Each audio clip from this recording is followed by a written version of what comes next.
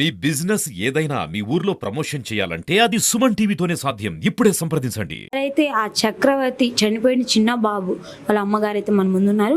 ఎలా జరిగింది ఏంటి ఒకసారి తన మాటలోనే తెలుస్తుంది. ఎందుకంటే తను కూడా అక్కడ ఉన్నారు కాబట్టి. నమస్తే అమ్మ. అసలు ఎక్కడి నుంచి వస్తున్నారమ్మా? మేము బీచ్కి వెళ్ళినాం మేడం. బీచ్ నుంచి వస్తున్నాం బాగానే వచ్చును స్పీడ్గా ట్రాక్టర్ వస్తుంది. మాకు సైడ్కి తిప్పుకోండు మా వాడు ఆటో సైడ్కి తిప్పుకొని పదన కూడా స్పీడ్ రావటం గొర్రె వేసుకొని ఉండే దానికి. అది కూడా చూసిన గొర్రెని రావటం దానికి వేసి లాక్కుంటూ వెళ్ళిపోయిండు. ఆటో తిరగబడేళ్ళకి నా పిల్లోడికి కాలు ఇరిగిపోయింది. ఆటో అంత దూరం తీసుకెళ్ళి ఆపేసిండు. పిల్లలందరూ గమ్ముకున్నారు. రోడ్డు వస్తా పోతున్న వాళ్ళందరూ వచ్చి గమ్ముకున్నాక అంబులెన్స్కి ఫోన్ చేసిండ్రు. అంటే తను ఆగిండో లేకపోతే తనకి వెళ్ళిపోయిండో ఆగిండో నేను చూడలేదు మేడం. అంటే తర్వాత తను ఉన్నాడో లేకపోతే వెళ్ళిపోయాడు తెలియదు మేడం. ఇంకా నేను చూడలేదు. నా భర్త అసలు బలకలేదు. గుర్తుపడతారా? తన ఎట్టుండో చూడలేదు మేడం. నేను పొద్దుగూకింది నా భర్త నా పిల్లోని చూసుకునేసరికి నాకు సరిపోయింది. అతను ఏమంటున్నారంటమ్మా, లోపల ఉన్న వ్యక్తి ఫేక్ పీపుల్, ఒకవేళ తను బయటికి తీసుకురండి, తను గుర్తుపడతారు, తనకి తెలుసు, తను చూసారని చెప్తున్నారు. లేదు మేడం, టాటర్ మటుకు చూసినాను. అతను ఆపింది ఒక్కటే చూసి ఉన్నా కానీ ఇంకా అతను ఎలా ఉంటాడు ఏందంటే నేను చూడలా. నేను ఇంకా నా భర్త బలకలేదు, నా బిడ్డ రక్త మడుగుల్లో ఉండేసరికి నా బిడ్డని నా భర్తను కాపాడుకునేసరికి సరిపోయింది. నాకు చూడలేదు, తను పట్టించుకోలేదు, అసలు చూడలేదు, రాలేదు. మా వాళ్ళే గమ్ముకొని ఉండరు. అందరు ఫోన్లు చేసి అప్పటికప్పటికే వచ్చేసారు. మొత్తం అంబులెన్స్కి ఫోన్ చేసేసారు. సరే అతను చేయలేదు కదా తప్పు. చేయనప్పుడు మాకు వచ్చి మమ్మల్ని తీసుకెళ్ళి హాస్పిటల్ చూపించచ్చుగా.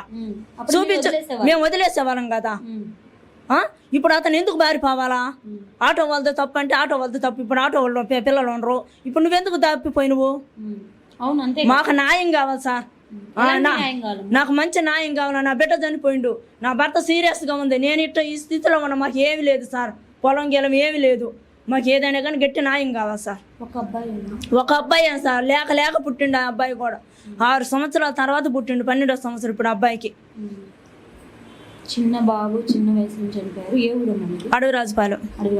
ఫ్యామిలీతో బీచ్కి వెళ్ళేసి వస్తాను. అసలు ఇదంతా దారుణం. అసలు ఒకవేళ ఆ డ్రైవర్ అక్కడ ఉంటే మీకు హ్యాపీగా ఉండేది. అవును మేడం, మాకు బతికేవాళ్ళు అక్కడ కానీ ఉండి సరే మాతో అంబులెన్స్ లో కానీ వస్తే మాకు కూడా భయం ఉండేది లేదు, బాధ ఉండేది లేదు. సరే అయితే మంది ఆయన కూడా వచ్చిండు కదా, బతుకుని నేనేం చేసేది, ఆయన మటుకు ఏం చేస్తానులే అని చెప్పి నేను కూడా వదిలేసిన దాన్ని. కానీ అతను రాలా మాతోటి. మా యొక్క కొడుకు మాత్రమే ఉండ నాతోటి. మా వదిన ఒకటి వచ్చింది, మందుకూరు దాకా వచ్చిండ్రు. మా వదిన కూడా దిగేసింది. మా యొక్క కొడుకు, నేను, నా పిల్లోడు. మా ఆయన కూడా పక్కకి వెళ్ళిపోయిండు అని మైండ్ పని చేయలేదు అని పోయి కూర్చోండు.